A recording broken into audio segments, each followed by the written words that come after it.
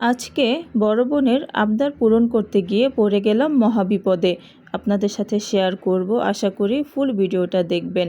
আসসালামু আলাইকুম, সবাই কেমন আছেন? আমিও ভালো আছি আলহামদুলিল্লাহ। আমার মেজো বোন আমার কাছে আবদার করেছিল সে আমার হাতের খিচুড়ি খাবে। বরাবরই আমার হাতের রান্না তার কাছে খুব পছন্দ হয়। তো বেশ কিছুদিন আগেই সে আমার কাছে আবদারটা করেছিল যে সে আমার হাতের খিচুড়ি খাবে, কিন্তু নানান ব্যস্ততার কারণে আসলে হয়ে ওঠেনি। তাই আজকে ঘুম থেকে উঠেই চিন্তা করলাম যাই হোক আজকে খিচুড়ি রান্না করবই। দৌড়ে চলে গেলাম রান্নাঘরে, কিন্তু গিয়ে দেখি গ্যাস নেই। লাইনের একটা গ্যাস, কি প্রবলেম, যখন তখন গ্যাস চলে যায়। তাই চলে গেলাম কারেন্টের চুলায় রান্না করার জন্য, কিন্তু সেখানেও সমস্যা। একটা একটা করে রান্না করতে কত সময় লাগে বলুন তো। এখানে আমি মুরগি বসিয়ে দিচ্ছি। প্রথমে গরম তেলে আমি গরম মশলা দিয়ে দিলাম। তেলের মধ্যে সবার আগে গরম মশলাটা দিলে এটার খুব সুন্দর একটা ফ্লেভার বের হয়। তারপরে পেঁয়াজ ভেজে, আদা রসুন ভেজে, তার মধ্যে আমি হলুদের গুঁড়ো, মরিচের গুঁড়ো, ধনিয়ার গুঁড়ো আর কিছুটা গরম মশলার গুঁড়ো অ্যাড করে দিয়ে আমি মশলাটা ভালোভাবে কষিয়ে নিচ্ছি। আমার দুইজন ভাগিনা আছে। আমার এই বাচ্চা দুটো আমার হাতের রান্না খুবই পছন্দ করে। আমি যখন রান্না করছিলাম তারা রান্নার মাঝে আমাকে বারবার ফোন দিচ্ছিল, খালামণি তুমি কখন আসবে, তুমি কখন আসবে। আসলে যাদের বোন নেই তারা বোঝে বোন না থাকার কি যন্ত্রণা। বোন মনে হয় মায়ের একটা ছায়া, যেখানে বোনের সাথে সব কথা বলা যায়। সেটা সুখ হোক আর দুঃখই হোক, সব কিছুই বোনের সাথে শেয়ার করা যায়।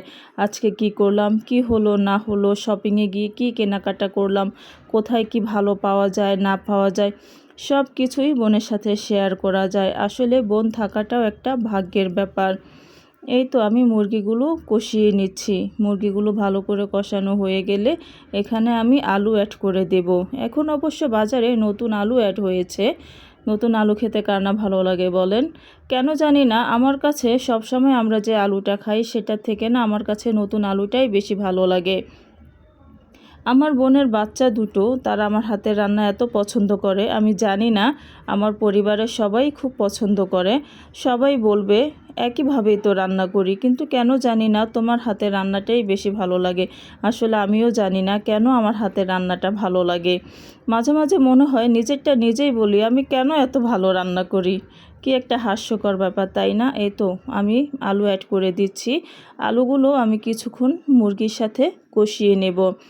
আসলে আমি এখানে মুরগি রান্না করেছিলাম, খিচুড়ি রান্না করেছিলাম, আর সামান্য গরুর মাংস ফ্রিজে ছিল, সেটাও রান্না করে নিয়ে গিয়েছিলাম। আমার বোন তো খুব তৃপ্তি করে খেয়েছে, সাথে আমার বাচ্চা দুটো। এক সময় আমার এই ভাগিনা দুটো, মানে আমার এই বাচ্চা দুটো ছবিও আপনাদের সাথে শেয়ার করব।